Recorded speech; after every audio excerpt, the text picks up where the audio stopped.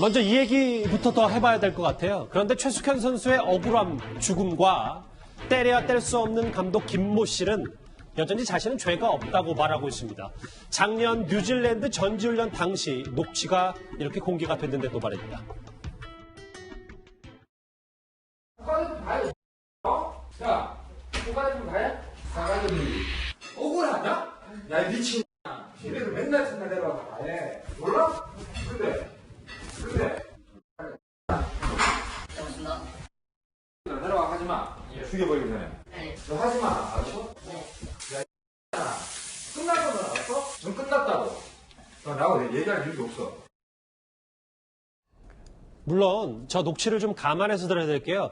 모든 비난 그리고 저걸 다 최숙현 선수를 겨냥한 욕설과 폭언은 아니거든요. 다만 얼마나 경주시청 이 트라이애슬론 팀 내부에서 저런 욕설이 난무했는지 그건 또 확실히 알 수 있는 거 아니겠습니까? 어찌됐건 상관없이 저 감독은 선수들 위해 군림하면서 일상적으로 이런 저런 식의 막말, 뭐 폭행은 아직까지 모르겠습니다. 폭행했다는 증언들이 다 나오고 있는 상황이니까요. 예. 그래서 일상적으로 벌어진 거죠. 그러니까 이 메커니즘을 활용하니까 국회에서 모습 보셨잖아요. 자기는 아무것도 안 했다고 얘기하고 있는데 실제 저런 녹취들 내용들을 보게 되면 일상적인 상황에서 계속적인 폭행과 폭언이 벌어졌다는 사실들을 우리가 충분히 알아야 될 것 같고요. 다 아시겠지만 선수들 같은 경우 아까도 말씀하셨지만 성적이나 진화 같은 걸 위해서 저희 폭력적인 훈련들을 이겨낼 수밖에 없습니다.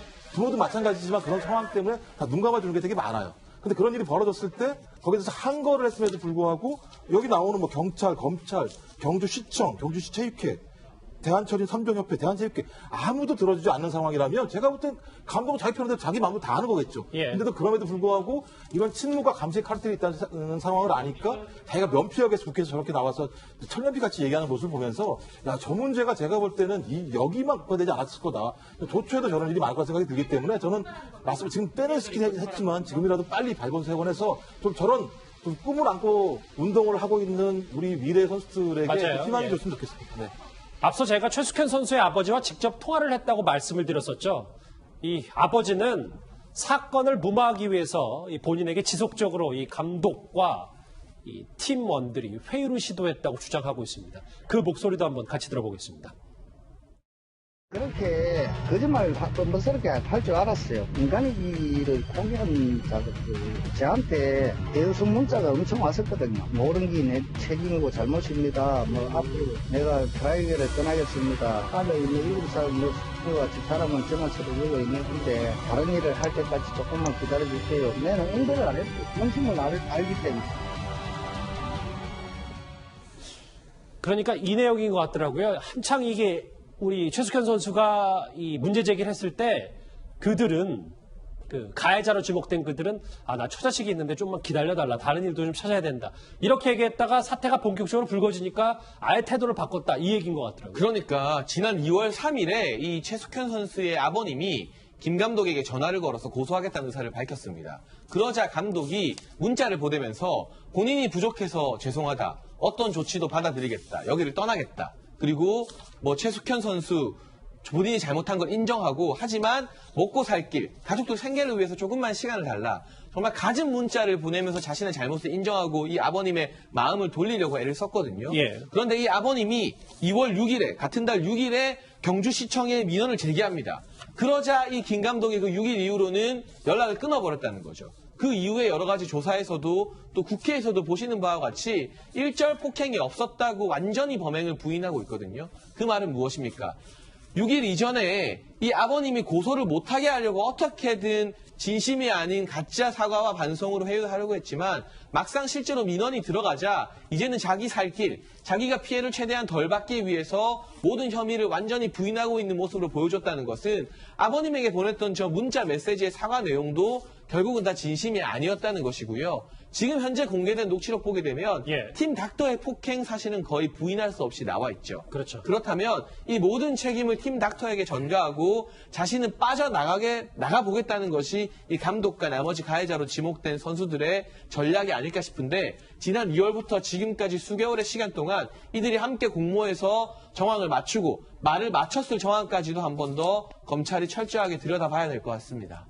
사과 한마디 없었던 폭행과 폭언에 대해서요. 그제 국회 출석 모습 화면으로 잠시 한 번 더 만나보고 오겠습니다. 그러니까 언론에서 말렸다고 주장하는데 차마 입에 담지 못할 협박을 했다는 그 녹취록이 있는 거 아니에요? 그것은 너무 흥분하고 있었던 부분이기 때문에 제가 더 강하게 얘기했던 부분입니다. 이거는 동조하는 대응이지 어떻게 막는 동조가 아니라 제가 더 강하게 얘기를 해야지 옆에서 이게 말이에요. 주도자 교육에 대한 받은 시한 말이었어요. 여기 부모님이나 동료 선수들은 거짓말하고 있다고 말씀하시는 거예요? 그런 게 없습니다. 없는 거 없다고 말씀드립니다. 뭐가 당당하세요? 가족이 다 있습니다, 지금 저기에. 22살의 어린 친구가 다 눈물을 흘리십니다, 지금. 원통한 눈물이에요. 근데 좀 더 냉정하게 살펴보면 김 감독과 나머지 가해 선수들이 여전히 반성 없는 태도, 이렇게 당당할 수 있는 이유, 좀 뭐라고 봐야 될까요? 문제 인물인 이 팀 닥터를 눈여겨봐야 할 것 같습니다. 나는 미국에 자격증이 있다. 나는 수술을 하고 왔다. 나는 헬프스 선수를 만들었다고 하더라고요. 처음엔 안 믿었죠. 근데 뭐 국가대표도 많이 만들어냈고 그렇게 얘기를 하시니까 의사 자격증이 있으시겠구나. 뭐 수술하고 뭐 교수라고 하시니 감독님도 닥터 선생님, 닥터쌤 이렇게 부르시니까 다 이렇게 있는 줄 알고 믿었죠. 근데 지금 이제 와서 좀 돌이켜보니까 조금 이상한 부분이 있어서 합리적인 의심을 하자면 지금 팀 닥터에게 모든 혐의를 다 이제 공모하고 숨기고 감추고 감독과 주장 선수는 좀 빠져나가려는 거 아니냐라는 일각의 주장도 있거든요. 어떻게 봐야 됩니까? 그러니까 그럴 가능성이 굉장히 큰 게 3월부터 경찰의 수사가 시작됐기 때문에 아마 경찰, 검찰에서 이미 그 4명이 그 진술을 했을 겁니다.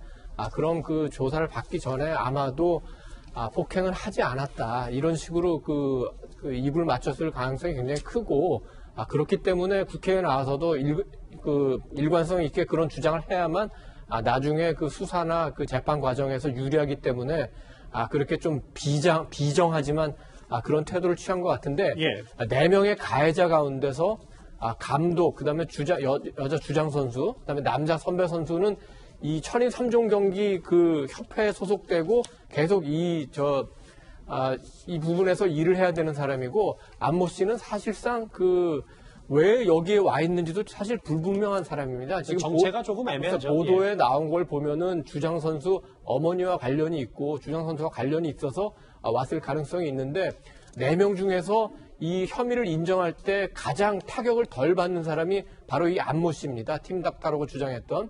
그래서 아무래도 그 감독과 나머지 두 선수의 선수 생활이라든지 이런 걸 위해서 안모 씨 본인이 안고 가는 식으로 약간 그 입을 맞췄을 가능성도 있는데, 현재로서는 지금 조사가 충분하지 않고 또 그 알려진 게 적기 때문에 섣불리 추측하기는 어렵지만 흐름은 그렇게 보입니다. 그런데 최숙현 선수가 겪은 부당함은요, 비단 상습 폭행 그리고 폭언에만 그친 것이 아닙니다.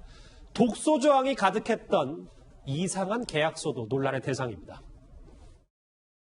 오직 팀 닥터 한 사람이 문제다라는 게 경추체육회 입장입니다. 그런데 고인이 남긴 마지막 메시지 보십시오. 그 사람들 죄를 밝혀줘. 그 사람들입니다. 한 사람이 아니라는 겁니다. 이게 뭐냐? 사건의 축소가 은폐다. 오늘 이 계약서 부분, 사실상 노예 계약 아니냐 이 부분 좀 이슈가 뜨거웠거든요. 저희가 그래픽으로도 정리해봤습니다만 권리는 무한대, 의무는 빠진 절대 갑, 여기 갑이잖아요. 위약금 때문에 팀도 못 옮기고 여러 가지 말도 안 되는 일이 독소 조항이 있었다면서요? 계약서 제가 다 본 건 아닌데 일단 언론에 보도된 이제 문제 있는 조항들을 언론에서 지적한 것들을 좀 설명을 몇 개 드리면, 예. 갑이 이제 경주시청이고 을이 이제 최숙현 선수예요.